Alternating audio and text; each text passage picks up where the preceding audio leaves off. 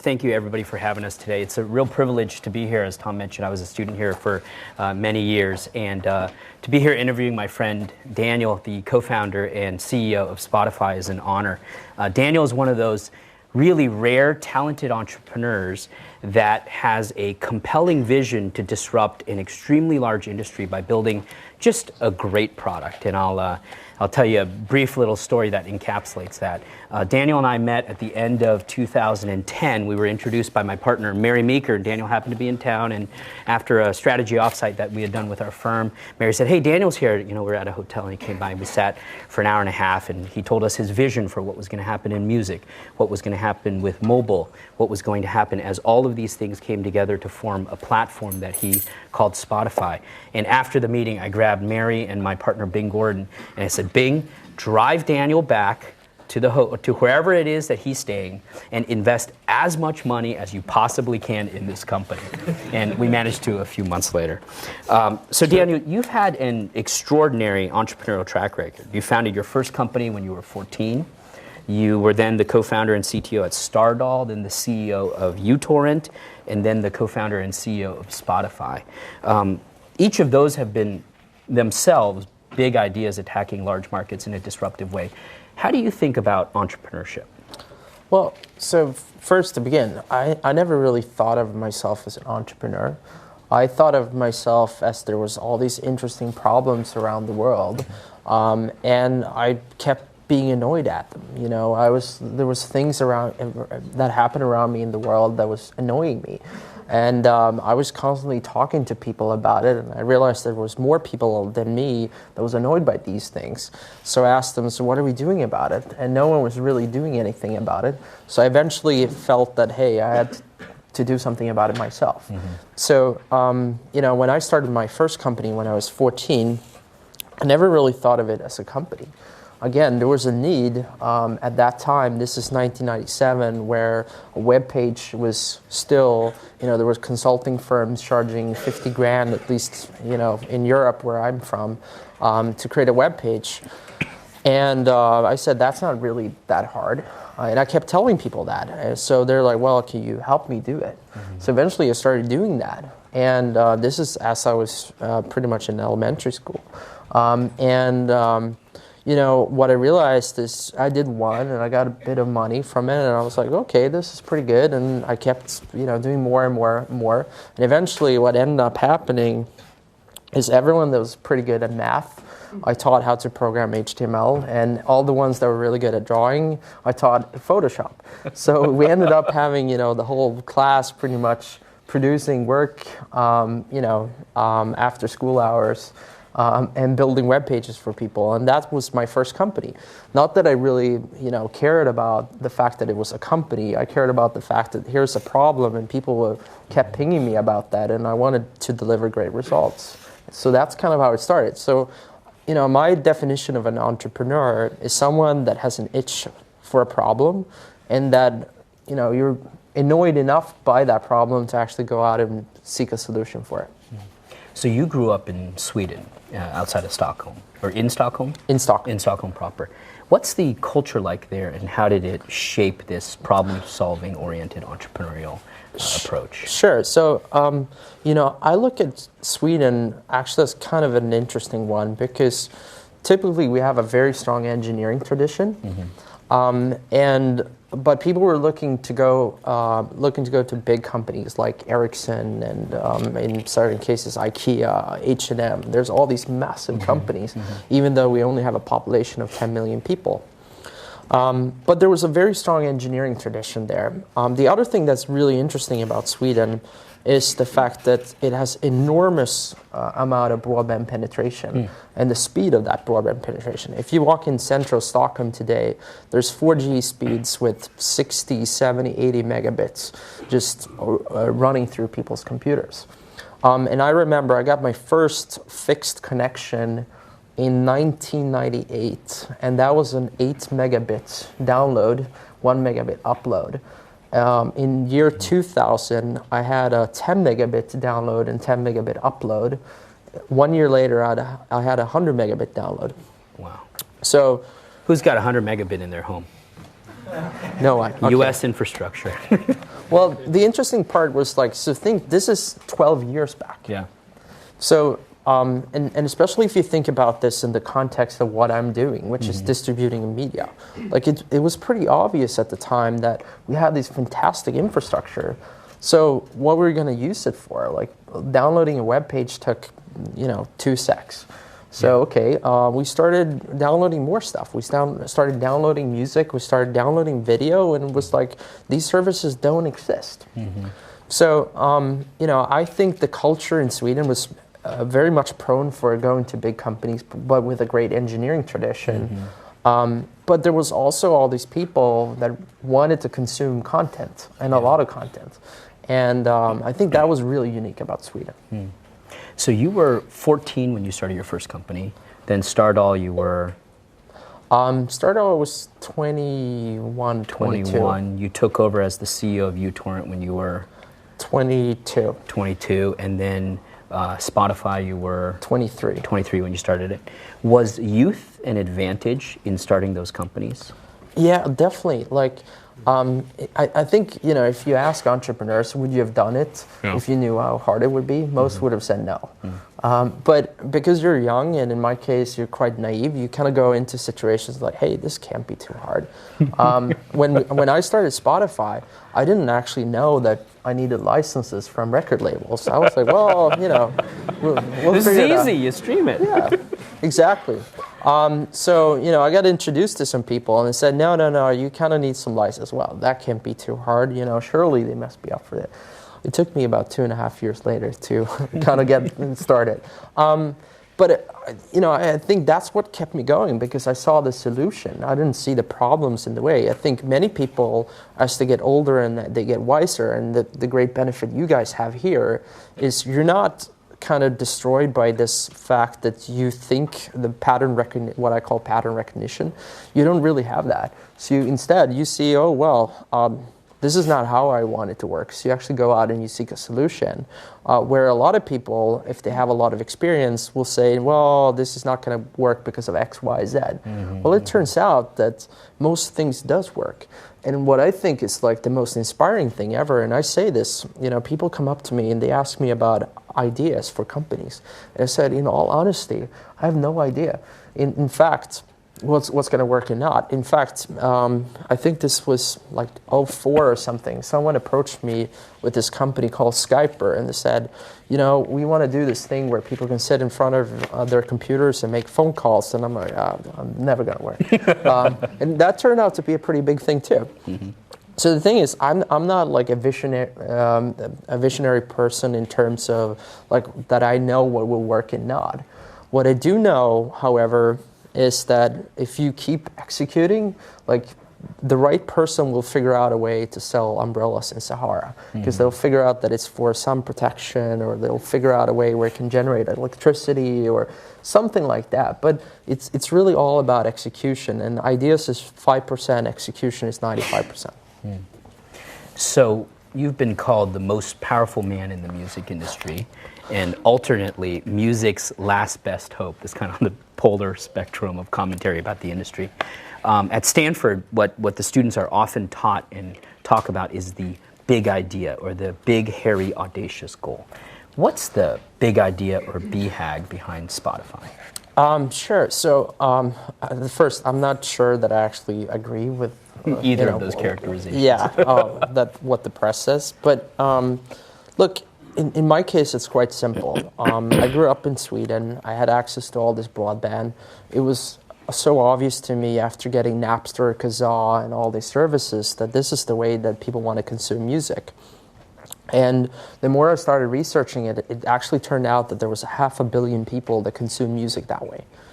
And at the same time, musicians were struggling, and they can't make money out of music anymore, so they keep doing it for touring, and they kept doing all these things. And for me at the time, it was quite obvious that, and when we started Spotify, this is in 2006, iTunes still sold DRM track.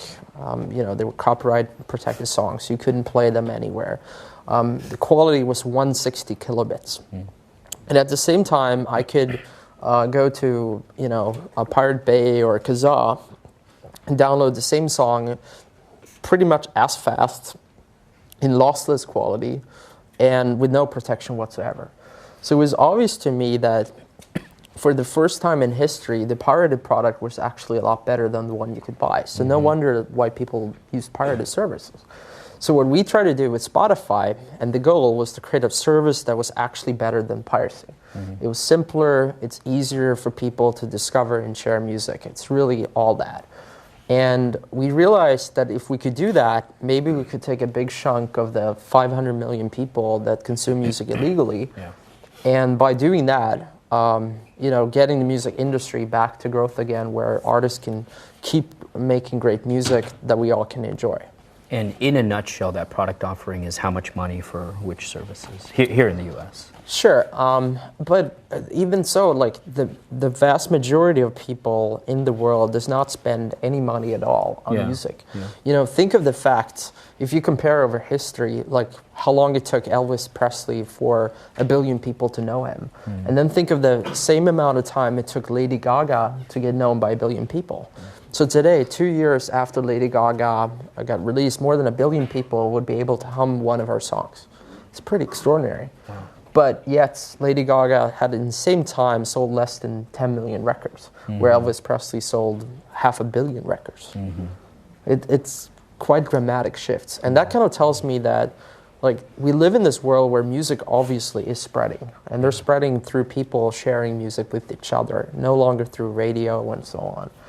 And by them doing that, and if they can do that in a legal way, whether we monetize that with advertisements or get a few percentage points of people to start converting into paying for it by becoming subscribers, we can grow the music industry. So that was the idea. So the music industry itself, though, is this incredibly hairy, Byzantine oligopoly with country-by-country management and complex deal structures that go to artists and producers and lyricists and everything. So if you're advising entrepreneurs here thinking about approaching a complicated industry, what's the best way to look at that? Because complicated industries tend to change slowly. Sure. So I won't say that it hasn't been tough. I mean, it's been an enormous process. And I think, people often ask me, what my trade is. Are you a genius? Are you a visionary? Are you all of those things? And I'd say, no, I'm not. The one trait that I have is I have this itch, and I never, ever, ever give up, which means that I keep going until I succeed if I'm convinced about something. So, again, if you're going to tackle an industry with, big incumbents and big hairy structures, as you would put it, I think the most important thing is have a lot of patience to begin with, and then secondly, choose an area where you think you can truly matter. What most people don't know about Spotify is that we actually started in Sweden, my home country. And what was interesting about that was the fact that the Swedish music market was really, really small to begin with. And it was basically non-existent after many, many years of piracy. Because again, we had that infrastructure where people could easily share stuff. So, we started in an area where it was not much to lose for the music industry to try it, and we quickly proved that, and we then went on to the rest of Europe. Proved what? You proved proved that the market grew in terms of dollars? we proved that the market grew, and if you look at it already now, Sweden is one of the very, very few markets around the world that is now actually grown and become larger the last 2-3 years than it was prior to Spotify existed, or even it's getting back to the place where it was in the heydays of 2001. So, we proved that the model worked and that the music industry started growing again in that market. And as that happened, it got more of a pull where more and more markets started wanting us. And in our case, it's quite famous now, but for us, it was obviously a big, big process of getting to the US because that was the kind of big holdout for us. But we eventually convinced, again, by the strong results we had in Europe that the model worked, So the record labels here in the US is like, okay, we're going to put you guys in the world's largest music market, where we did in fact have a lot to lose. And the results so far has been amazing. Yeah. And you know, again, same thing here. People are really taking Spotify to their hearts, and it's so amazing that so many of you guys are using it too. So I think one of the really distinctive elements of this new generation of entrepreneurs compared to Web 1.0 is the Web 1.0 guys were primarily technologists. They solved hard technology problems. In this kind of social mobile world, the great entrepreneurs are product people. They focus on product because a lot of the infrastructure around technology has been solved. So when you come and think about solving a product problem, what are the principles that you use to, that you apply to build a product like Spotify Mobile, and then we'll talk a little bit about platform. Sure. Well, so first to begin, like I actually started out as an engineer. And I think this is really, really important because as an engineer, you kind of get taught the ways, you get taught the basic technologies and what's actually possible, and how to construct solutions around that. And I think, you know, I like the thinking solution oriented. So I think that's helped me. I would say today that I'm actually a pretty crappy programmer, so don't try me out on that one. You know, my way of looking at an interface is still by asking myself the question, why is it there? What is it? What's the purpose of that interface? And I think a lot about what's the shortest way between from point A to point B, and how can you assume as much as possible for the user in that process for making that journey shorter. And that means that you quite often have to go through iteration of designs until you got that one. And what's also so fantastic with today's platforms is we got this really rigid testing infrastructure where we can actually test things.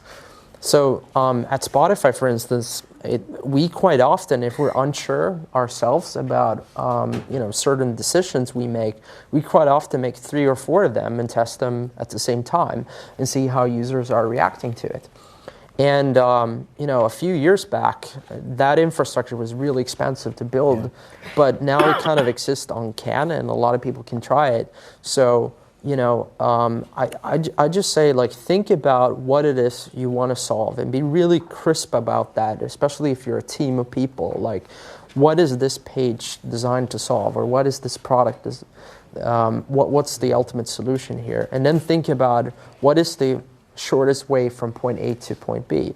And I mean, there's many ways to think about that. Like in a product like Spotify, the probably optimal way is if we knew everything about you, so that we can instead suggest music so that you could just get it and just press play and it would work, and you just got perfect music.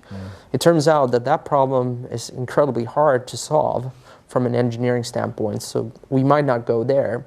So where do we take it from there? How do we ratchet that down? Well, it turns out that it's probably good if you give us a song so that we can then in turn recommend you more songs. Or in your case, if we can get you to search a song and then show you related songs and related artists so that you can keep navigating and kind of going deeper and deeper. So I think you know, a lot about what is the perfect and ideal solution to a problem, and then you kind of ratchet it down from there. So in the case of platform, which you guys just announced, and platform is, well, I'll let you talk about platform, but how would you think about that in terms of the problem that's being solved, and then what features you guys have put in place and what features you want developers to be building? Sure. So first, I think we live in a world where we get access to 2 super platforms, Facebook and you know, the iPhone and the Android ecosystem with smartphones. And I think that's really interesting because if you think back 5 years ago, none of those really existed. So 5 years ago to this date, Facebook kind of announced their platform. 5 years ago, I think it got on sale. There was no iPhone, for instance. That was June. So if you think about that, in a very short period of time, the world has changed. And you now have these amazing channels where you can get products out to people, hundreds of millions of people that are actively looking for consumption experiences. So that didn't exist. So if we now take the Spotify platform, because what Spotify really has built is we built this music platform. And what we realized is music is something that's really, really broad. And it means something, it's really unique to you as an individual. And there's a lot of different use cases. So use cases could be you're going to a party, you want to figure out with your friends what kind of songs you want to listen to. Other use cases is like a lean back radio type experience. A third use case is lyrics, which is really popular, especially in Asian countries, where you want to sing karaoke next to the songs, out of tune like me. Or, there's ways where just curation of content, Rolling Stones does it for a certain type of audience, Pitchfork for a more kind of indie audience. So what we realized is, why don't we just, because there's so many problems with licensing and getting all these rights, why don't we instead, for developers and entrepreneurs, take away that hurdle and just expose the music and let people hack their own solutions of what they want to do with Spotify and basically crowdsource the innovation. And we thought that was like a really, really important step. And so far, we've seen everything from games, music quiz type of games, to last week someone actually created a dating app where it compares people's music taste, and thereby you're supposedly going to match better. I don't know whether that will work, by the way, but try it out. So there's really all these types of use cases, which isn't like in Spotify's core interest. We want to be the music object, and we want to make that available across the entire web and across all these different platforms. But we can't solve every single use case, and that was the sort of core notion with the platform. Yeah. So there's another important platform that you mentioned that you guys are integrated closely with, Facebook, and you guys, it's the week of the Facebook IPO, so we have to talk about it. You guys did two really important integrations with them in terms of the playlists and then being an Open Graph, the first Open Graph partner, and probably the most successful one by a pretty wide margin. Where did the idea come from to be just tied so deeply into Facebook that the identities were shared and all the content was really streamed directly into the social graph? So there's a couple of different events that happen all through the years. From my side, I will say, what I learned from Stardoll, which was the company I was at before, what Stardoll basically is, most of you are not in the audience for that. It's a site for young girls 8 to 15 where you can dress up virtual paper dolls. It's crazy, and it's got more than 100 million registered users playing around with all these dolls and sharing them. And what I realized was that, and part of why I didn't stay with Stardoll is I kind of intuitively understood, like, wow, this is cool that so many people are playing around with these dolls, but I didn't understand why, because it wasn't my itch. Which is hopefully, a good thing in my case. But, Now nobody's going to admit to being a Stardoll user. Yes, exactly. Here. But what I realized at that point, and this is, 05, 06, so this is way before Facebook really became what it is today, is there was all these destinations around the web where you uploaded your profile page, uploaded your profile pic, you wrote about yourself, you had your interest, and I was like, well, we keep repeating the same information over and over. Certainly someone's got to figure out, a way where you could utilize that instead.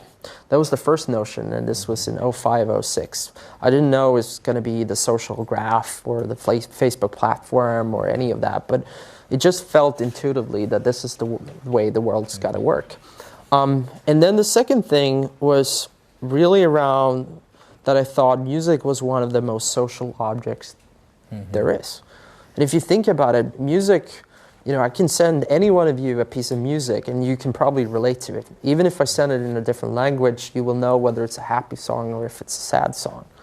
And if I send a Lady Gaga song to someone in Japan, they're going to understand that just as well if they send you another song. It really transcends culture, it transcends geographies and all of that. So it's a really powerful social object that communicates an emotion.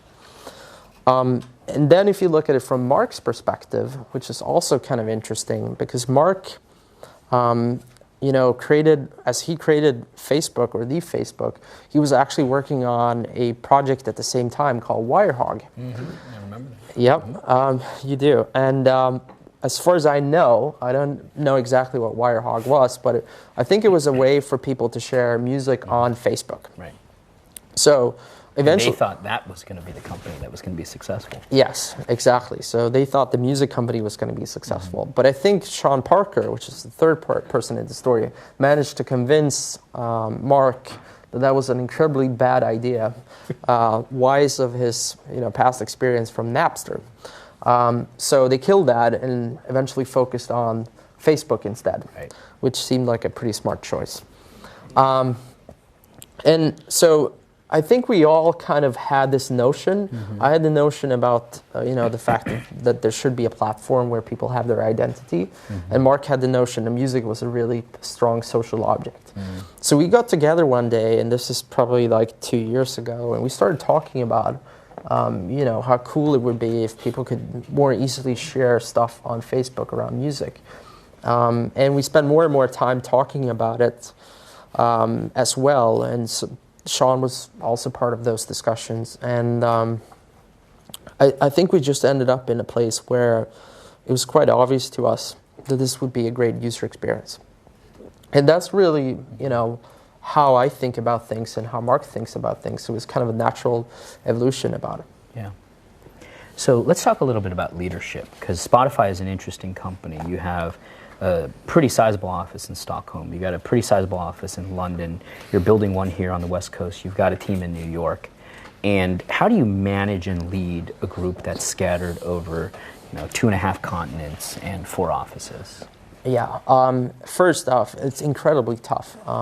Even with all the modern technologies we have of video chat and Skype and phone calls and all those things, the fact that you have proximity, just the amount of discussions you can have by just sitting next to someone matters a lot. Mm.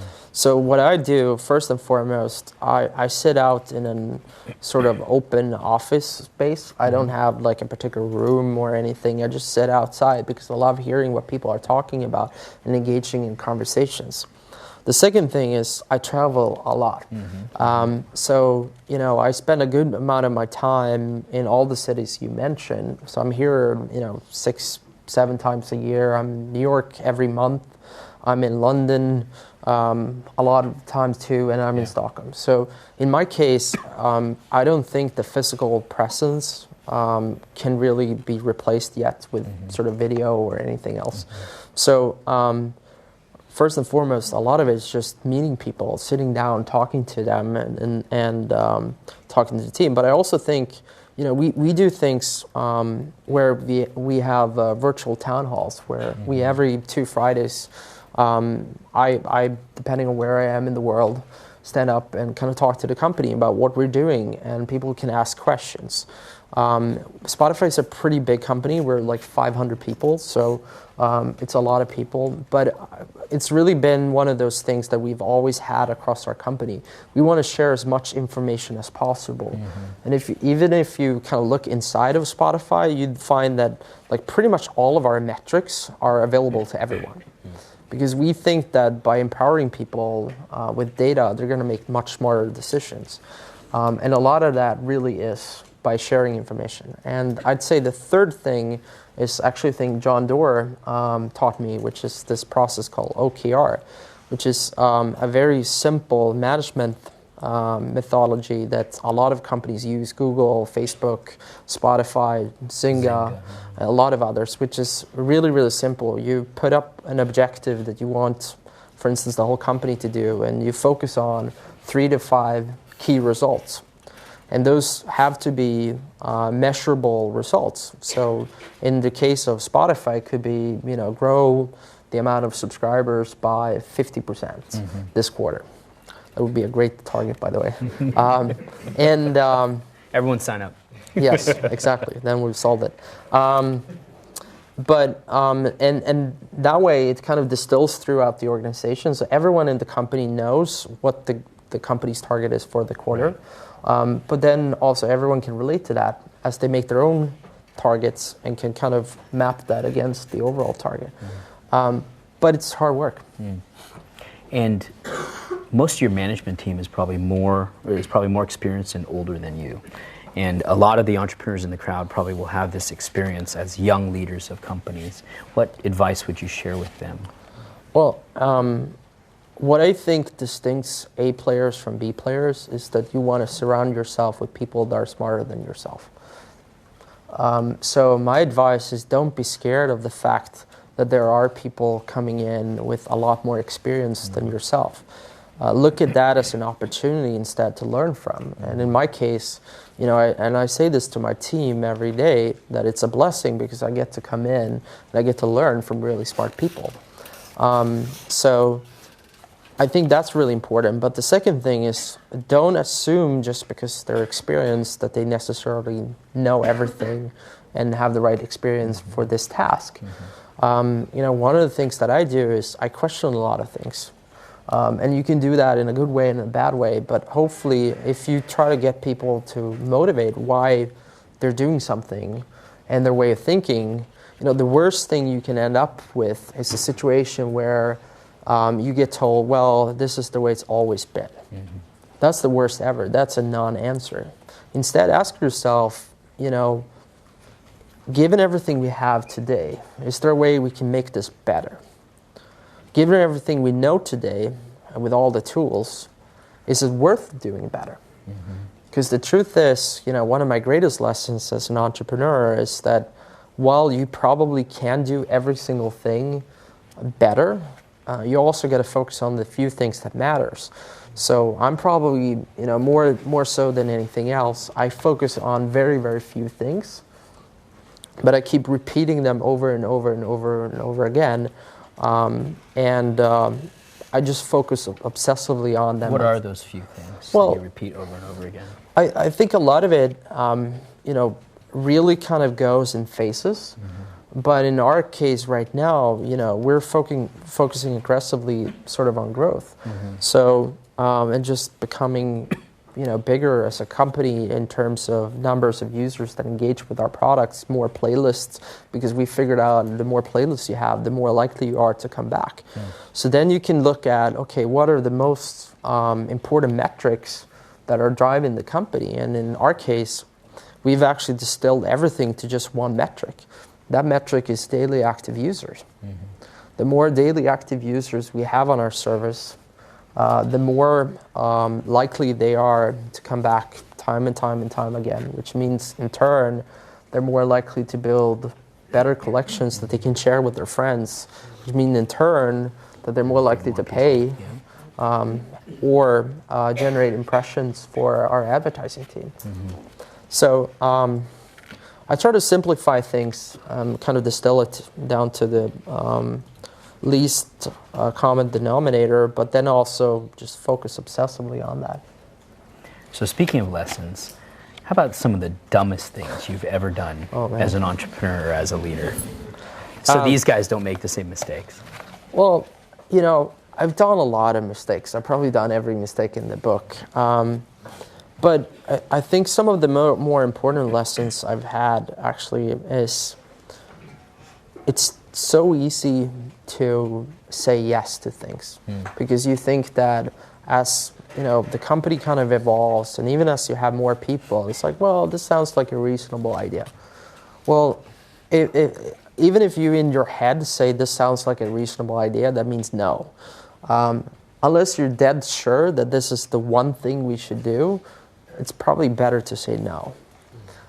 So I'd say my dumbest mistake is just taking on too much, doing too much at the same time, which never ever works.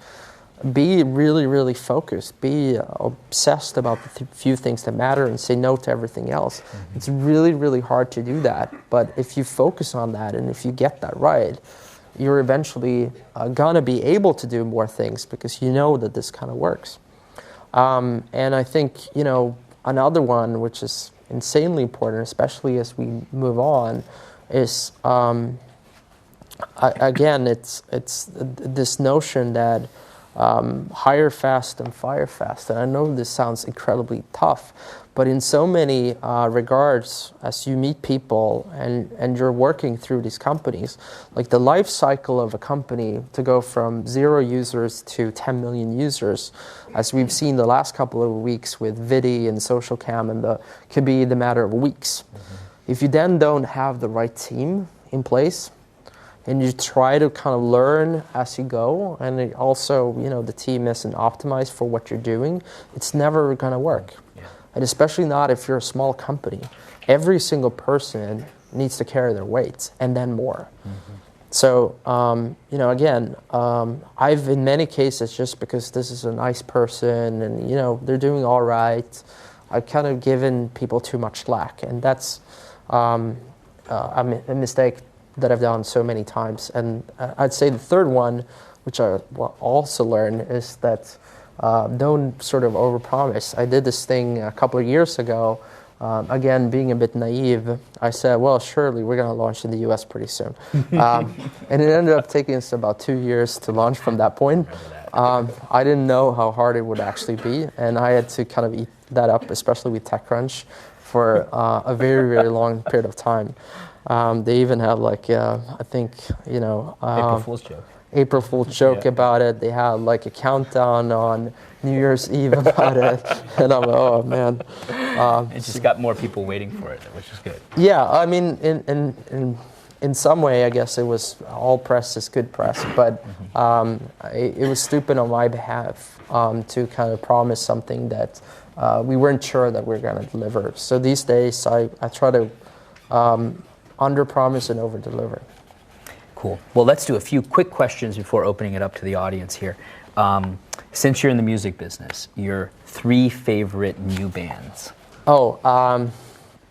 So the first one is this New Zealand woman called Kimbra. She's absolutely amazing. You guys gotta check her out. On Spotify? Yes, on Spotify. All these are on Spotify. Of course. Everything's on Spotify. And the other one that I gotta say is this electronic DJ called Subtrack, SBTRKT. He's spelled on Spotify. Really, really cool music. Check her out. And then to plug some Swedish one, if you haven't checked out Robin, you should. She's really, really, really, really talented. Awesome. And when we were having dinner in London a year ago, you told me about a really cool hobby that you have. What's that? Except working, you mean, or? Well, actually, it came up differently. Daniel asked the entire table to share what's the one thing that they spend money on that they probably shouldn't. And then he shared what his was. Well, so I collect guitars, and this is, one of the things that I've been doing for quite some time. So I buy overly expensive guitars, and I keep stacking them up to the point where they're so expensive that I'm afraid of actually playing on them. So don't do that. It's an expensive hobby, and and then you don't get to use them. Yeah, exactly, which is even worse. Cool. And one last question. In 2000, you saw this world where all media was going to be streamed to every device. In 2005, you saw a world where identity was going to be through a portable system into all applications. In 2012, what's the world you see going forward that it could inspire this group of people to start interesting companies 5 years from now? Well, what I think is really interesting, so we talk about smartphones, and we all say, oh, that's the massive platform, etc. I actually don't think it's just about smartphone. I think it's about smart devices, and I think we're just kind of seeing the beginnings of that. We're going to see televisions, we're going to see cars, we're going to see all these things kind of transform into intelligent devices.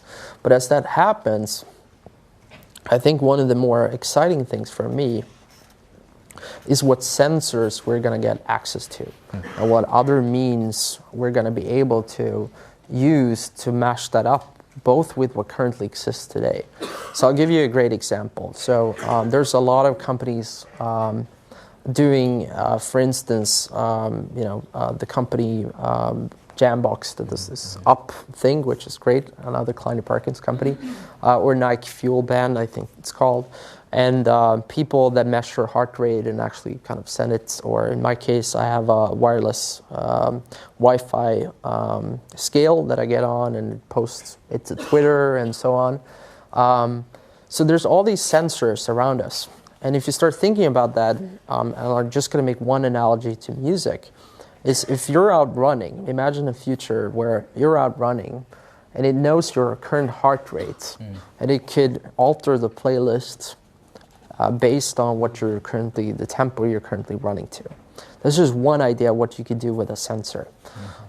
Imagine more and more of these sensors going to be available everywhere, so you can measure the temperature, you can measure, what payment system are close by.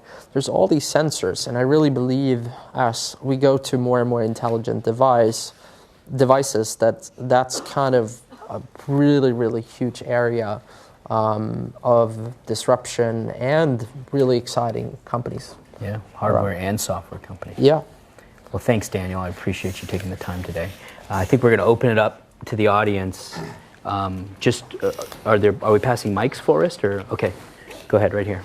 Yeah, I have a question.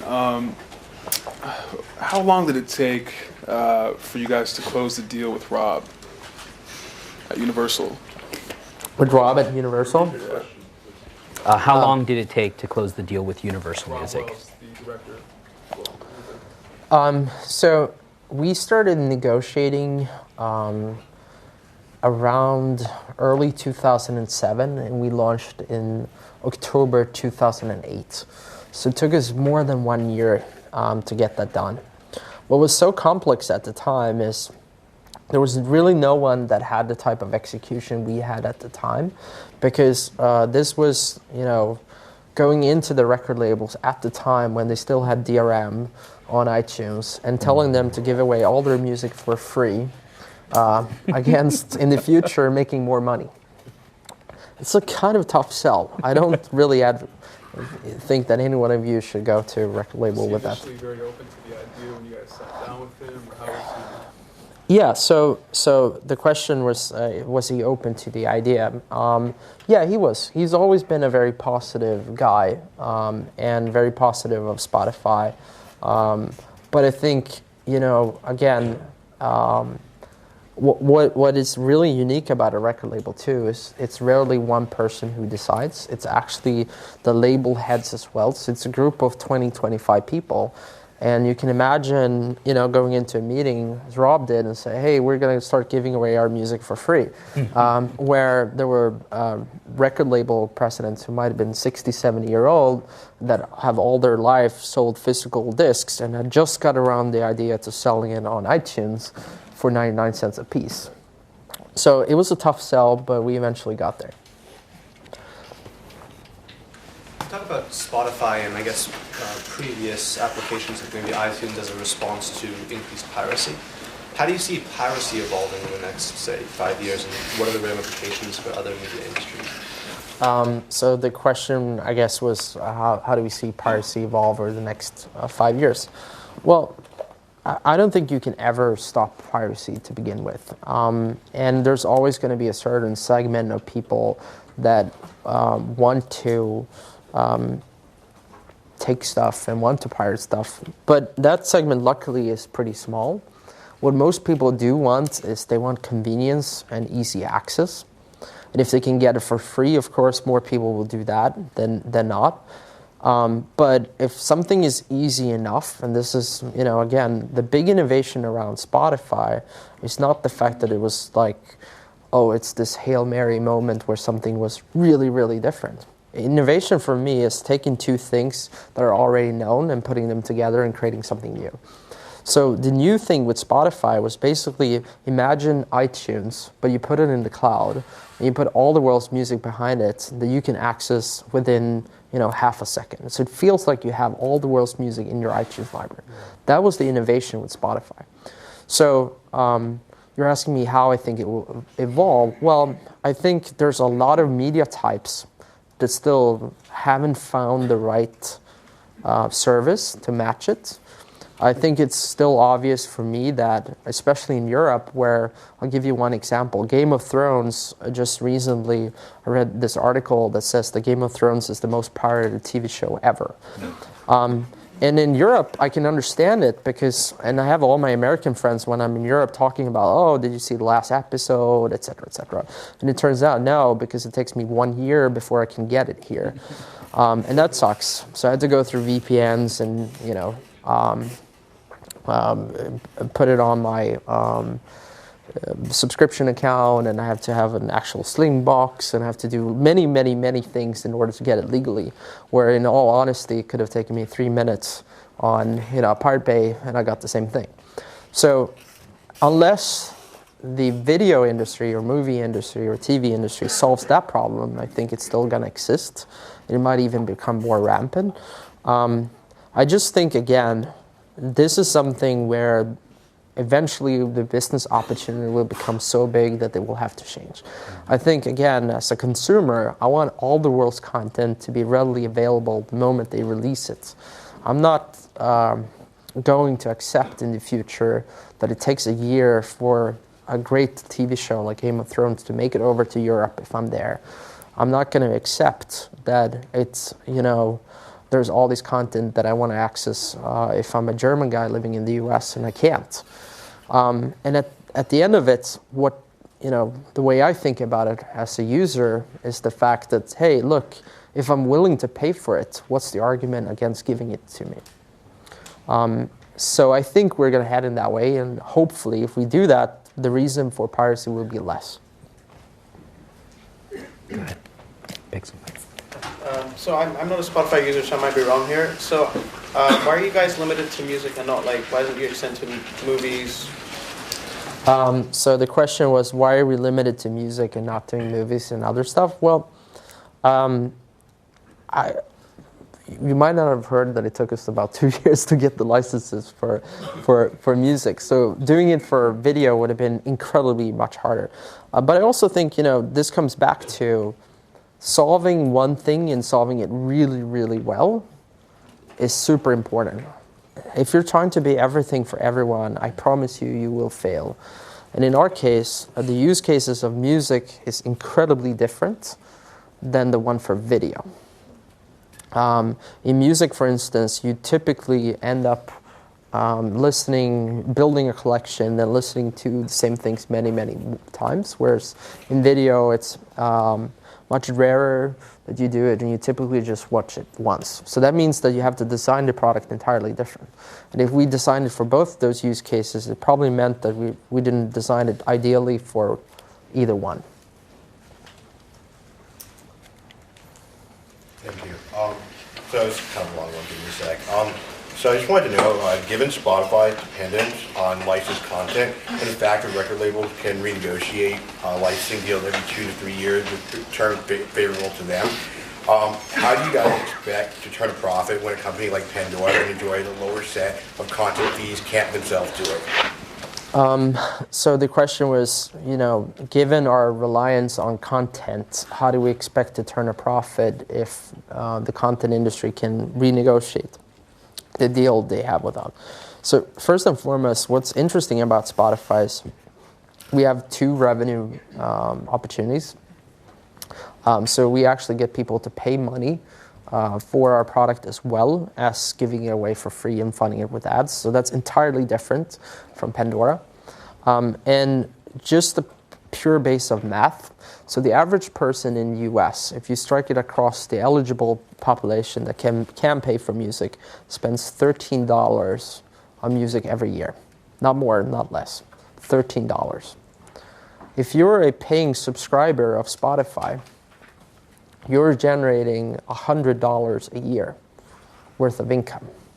That's obviously a much, much, much better model than what they're currently having. So that means that it actually sort of generates and increases the industry. So they want to keep doing that. But I also think, at the end of the day, as Spotify grows and becomes bigger, obviously it becomes more of a balance between both sides.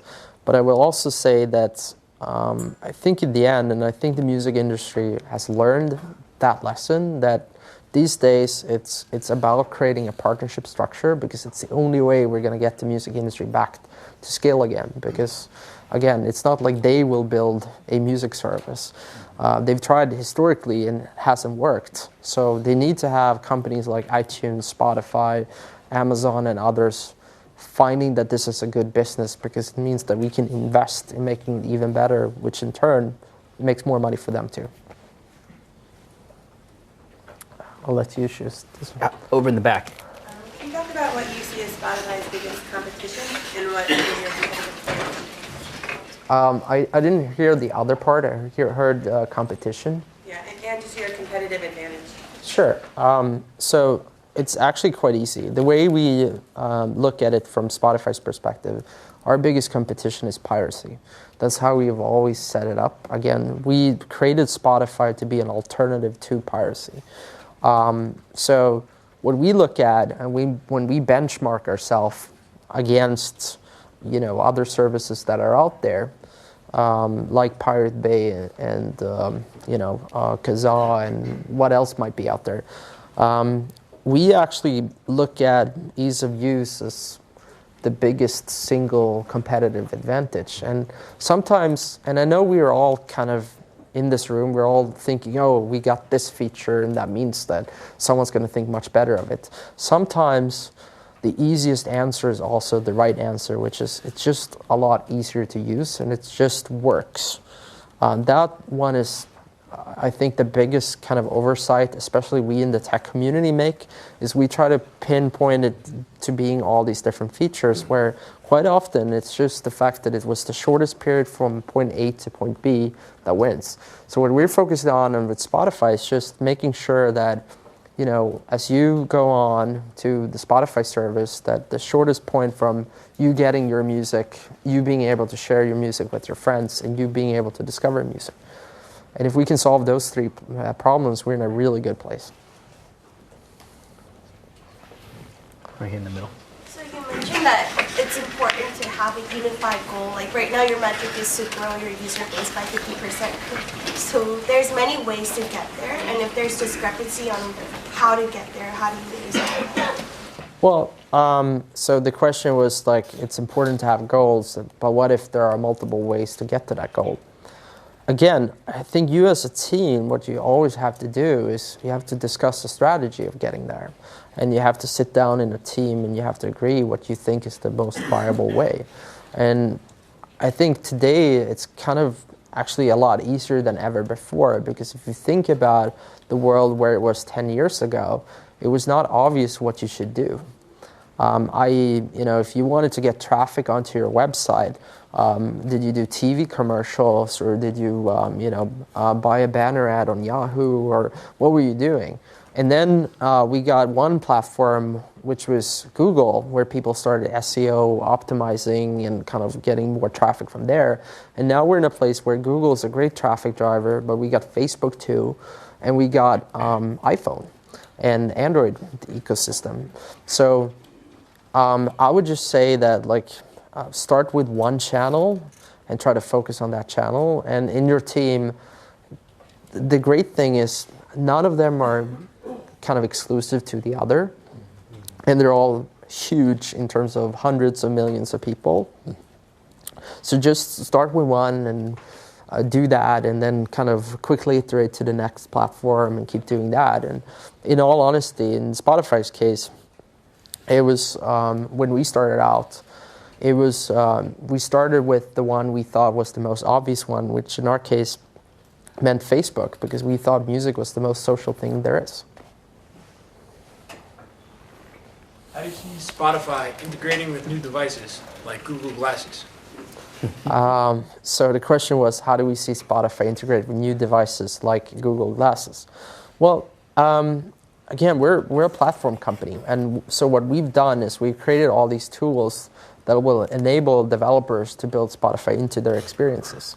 So Spotify today exists on kind of home theater devices, we exist in television screen, we exist in set-top boxes, we exist in cars, and most of those experiences we haven't built ourselves, but actually partners have that kind of optimized experience for that view. So in the specific case of Google Glasses, we don't have any immediate plans of being on there.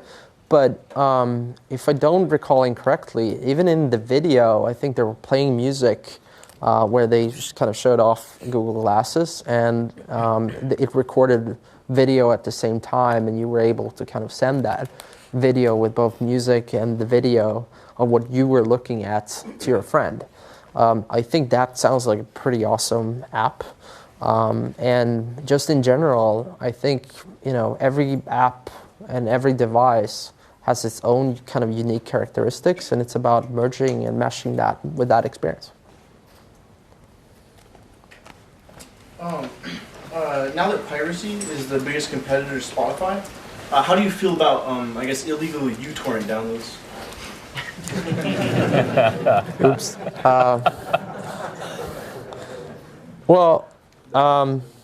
Again, I think uTorrenting or torrenting downloads exist for a purpose, right? Right now, it seems like that's one of the most efficient distribution paradigms, especially for video. It's a really, really efficient protocol for doing that. I don't pirate any content any longer. I used to do that, which is kind of obvious. And now I have to go through a lot of hoops in order to get the content legally. So again, I think it's pretty obvious why it exists and why it's hugely popular, and I totally understand that. I just hope that someone will build an easier service that people can use instead. Here in the US, we take Netflix for granted, but the truth is, in most of Europe, Netflix doesn't even exist. So there's nothing. So of course, people will do BitTorrenting or uTorrenting. One more question. Right here, you've been very patient. Sure. This has to do with the idea of Spotify in terms of its relationships with artists and changing the music industry. And my question is, why can't you or will you in the future be able to upload or download your own music as an artist from Spotify and circumvent the entire record company process? So the question is, why can't an artist upload their own stuff and thereby circumventing the labels? I think, again, you pretty much can do that already on Spotify. There's tons of aggregators where you can, one of them is Record Union. Basically, it takes 2 seconds to register an account. You can upload your music there, and instantly it pushes not only to Spotify, but it pushes to iTunes too. We haven't built our own download or uploading solution, actually because of a few different reasons. One is it was never an early focus for us, and thereby not super important. And again, we try to focus really hard. And there was all these other solutions as well that you could upload to. But then I would say also, the other problem, we really wanted to be a legal service from the get-go, because our biggest thing for the music industry when we went to them was, hey, all the stuff we have is legal. So the problem that we'd have to solve is, how do we make sure that you, in fact, are the rightful owner of your track if we're gonna pay out money to you after your music gets heard on Spotify. And we're already, by the way, and this is so interesting because every platform that takes off always gets gamed. So in our case, we have a ton of people that creates karaoke versions of content that they mention as kind of being Madonna or whatever, and then they try to game our system to get higher up in the search results so that they can in turn get placement. So every week we have people contacting us from labels or even artists themselves. It's like, hey, this is not my song, but people are claiming that's me, and they're gaming it. So, but I think that's if you have that problem, you're in a very good position, because it means people care enough to actually start kind of using your platform. But it's not, again, so to answer your question, musicians can already today upload their stuff to Spotify. They just can't do it directly. Maybe one day they can, but it's not an immediate focus for us. Thank you, Daniel. Thank you so much. Thank you.